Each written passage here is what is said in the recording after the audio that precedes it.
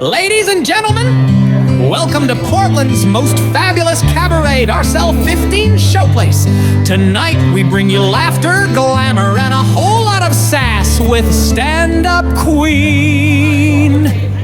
In the heart of Portland where the lights shine. Hey y'all, Joefer here, the Cranky old gay guy. Yeah, you're wondering about this? Well, it's not quite hot here, and I'm out in the studio and there's no heat. So that's what this is about. Today, I'm going to talk about, there'll be something cranky, but the focus of this episode is a review of a comedy stand-up show I saw. So if that's not your thing, okay. But that's what we're going to talk about.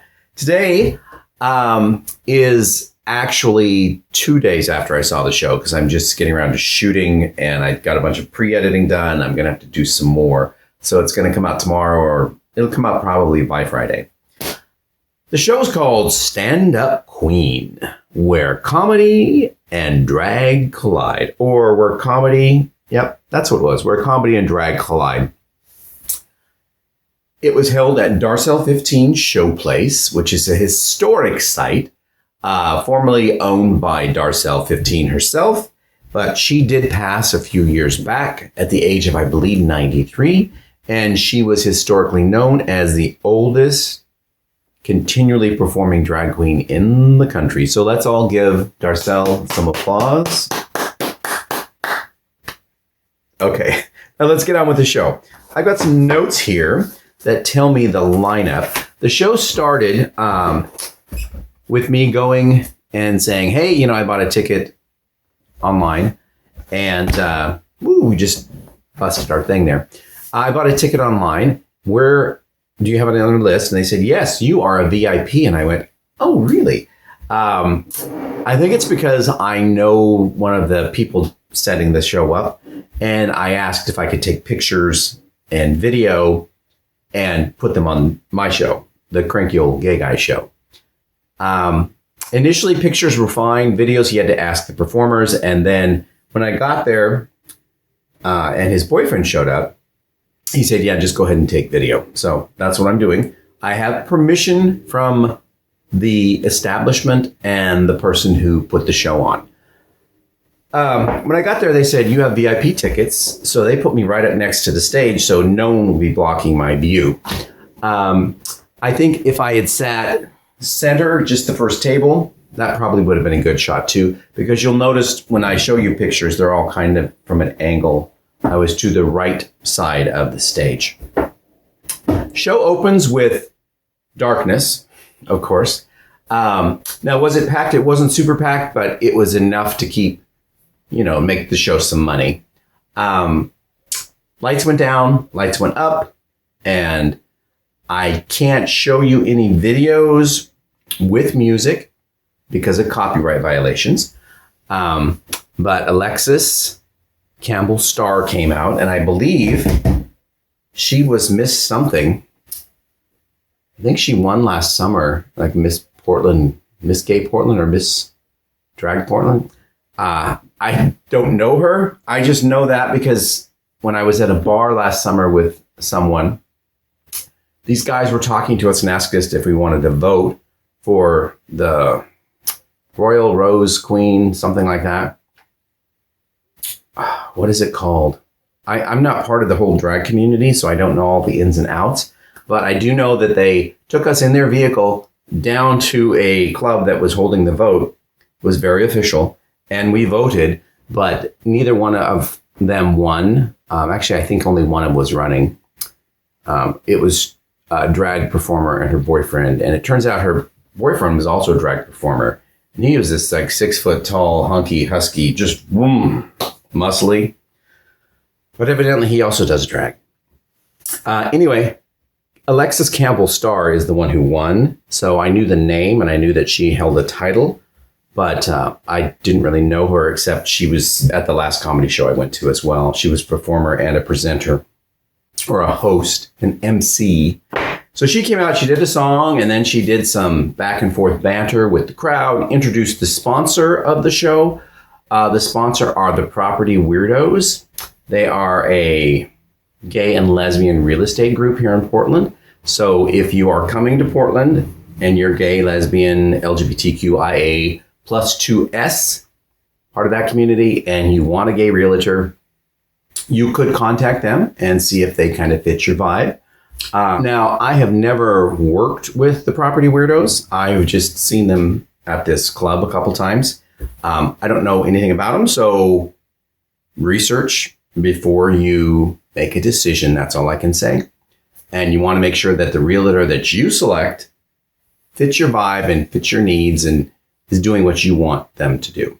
Okay? Moving on with the show. First up, Alexis introduced Nick Altishin. And he came out, I would say 20s, maybe 30. Did a stand-up routine. I found it humorous. I wasn't laughing out loud. I was very distracted by his performance because he had on a crop top and it showed just from the navel to the underwear, or the jeans, but you could see his underwear, what do I want to say? The underwear band underneath. And he had some light hair going on there. So that was pretty much my focus because I was like, the stage is like right here. And it's like, but he did well. I think he's done some stuff around town and maybe even toured. And I'm going to link, by the way, his contact information as well as the other performers.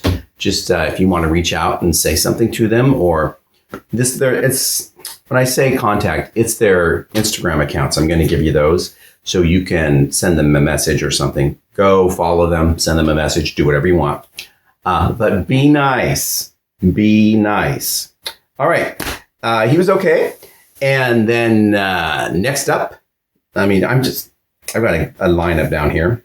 I think Alexis came back. She did, and she introduced Zane Thomas. Now, Zane Thomas is a rapper, a comedian, and a mental health advocate. And I thought he was pretty good. He did a rap number and then did some comedy and then did another rap number. And I think his second one, I liked it a lot more. The song I thought was better.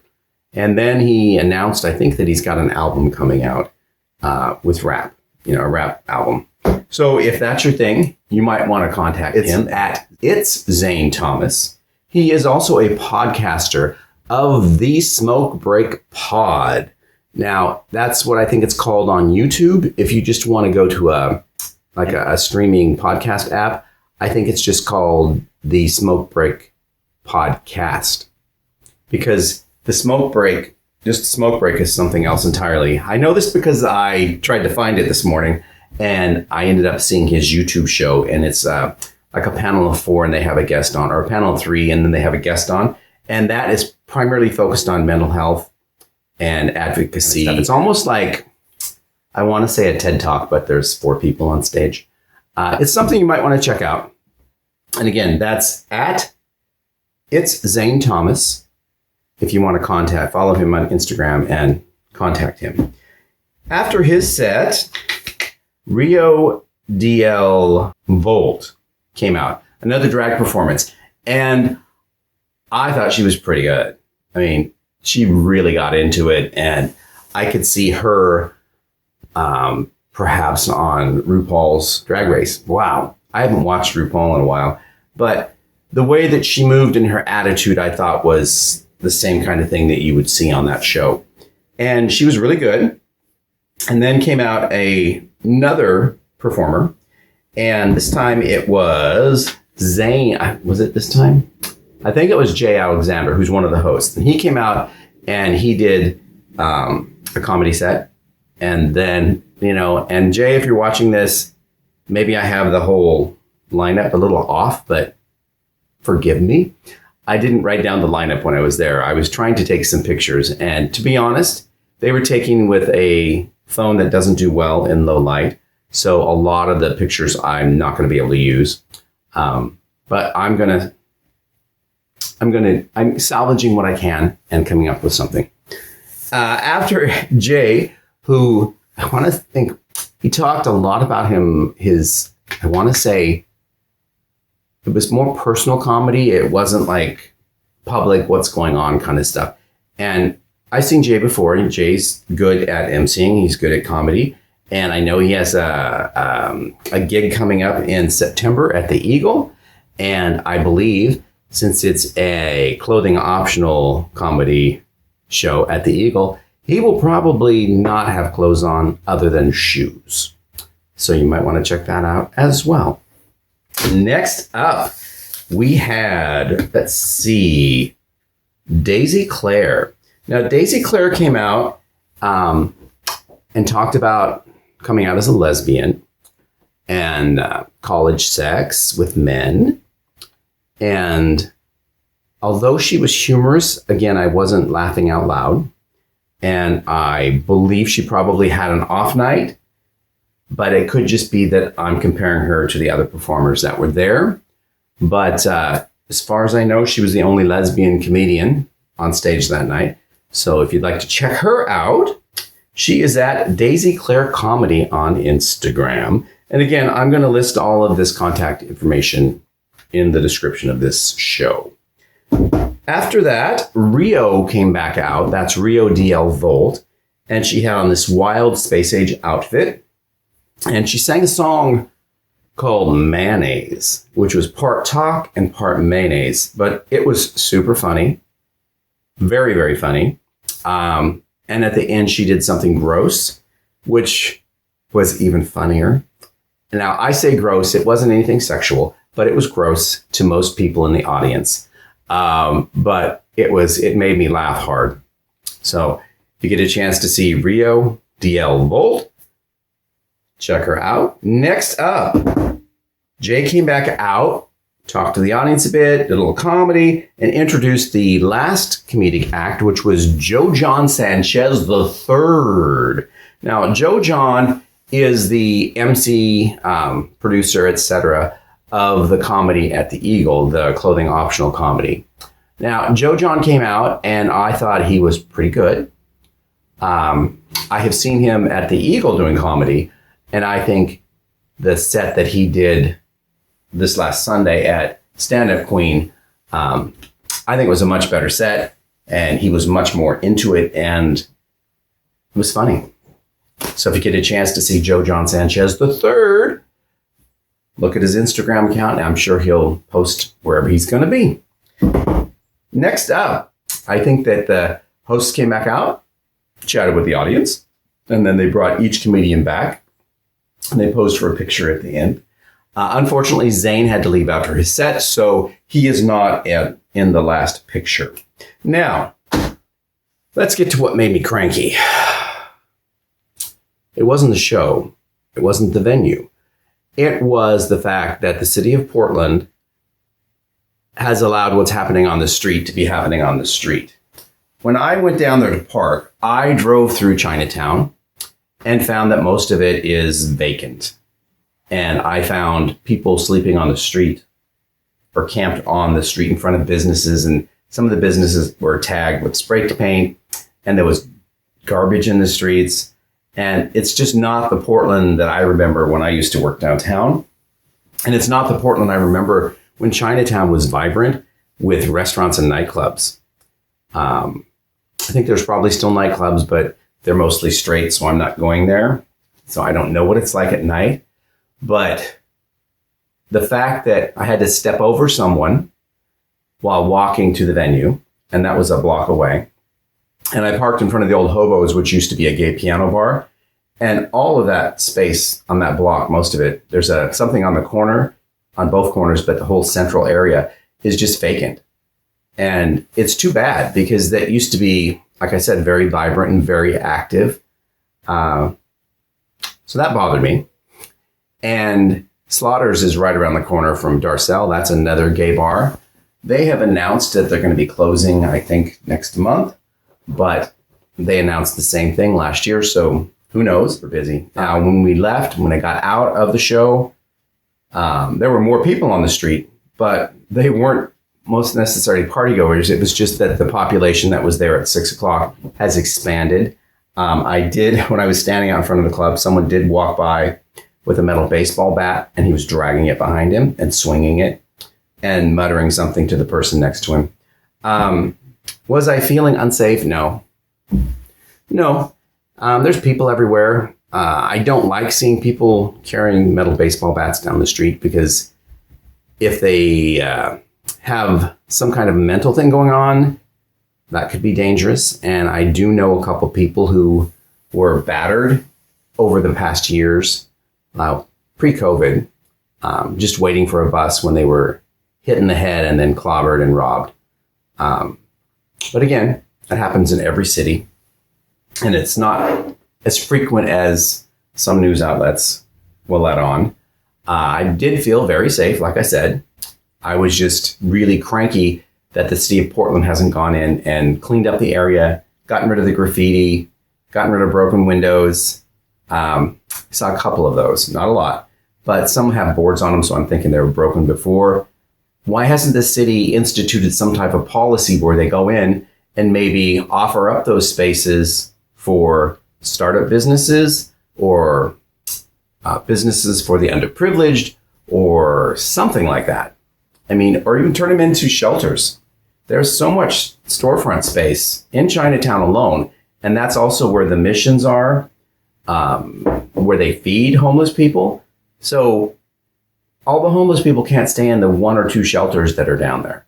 But you have all these storefronts that could easily, and I say easily, but the city, I'm sure they say, oh, it's going to cost $1 million per space to do this. It's like, I don't think that the people that would be staying there are going to be so picky that they have to have, a gourmet bed and a gourmet shower and a gourmet living space. You could split those storefronts up into rooms and have mini shelters where this one is for people, men, this is for women, this is for this age group, this is for this age group. Maybe this one's for families. Given the city doesn't own the property that I'm talking about, but the city could enter a long-term lease with the property owners and actually do something down there as opposed to just letting it look like crap and give the feeling that tourists aren't going to want to walk around down there. And people who go to the clubs and restaurants that are open might not feel as comfortable unless they're used to that particular setting. And I'm not dissing the homeless at all, or the people who are living on the street. I guess that would be homeless, wouldn't it? I'm dissing the city of Portland for not taking action and doing something to clean up that area. There should be no part of the city that looks like that at all. And you got all this empty space, yet you complain that we have no place to put people who are houseless. Well, there's a space. So maybe look into it and act on it. Right, that's all I got today. Again, Stand Up Kween, where comedy and drag collide. It's something you might want to check out. I don't know when their next show is. I'm thinking it's probably going to be October. But if you're in the Portland area and that interests you, go to @Darcelle XV Showplace on Instagram. Right. It did get a little warm in here. Whew. Sun's coming through the skylight and heating the place up. Whew. Okay, I want to wish you, all of you, a happy Tuesday evening, and stay cranky, my friend. Stay cranky. Bye-bye. Ladies and gentlemen, welcome to Portland's most fabulous cabaret, Darcelle XV Showplace. Tonight, we bring you laughter, glamour, and a whole lot of sass with Stand Up Kween. In the heart of Portland, where the lights shine bright, there's a place where laughter fills the night. Gay comedians and drag queens take the stage. They steal the show, they're all the rage. From the first joke to the final bow, they'll have you laughing, oh and how. With sequins, feathers, and a touch of grace, they bring the house down and put a smile on every face. Stand Up Kween, the night is ours. With comedy and drag, we reach the stars. In Darcelle's world, we shine so bright. Gay comedy's alive, it's our night. With a wink and a nod, they tell their tales of love and life and all that entails. Their humor's sharp, their timing's keen. In this cabaret, they're the queens of the scene. they do it all. In Darcelle's Showplace, they stand tall.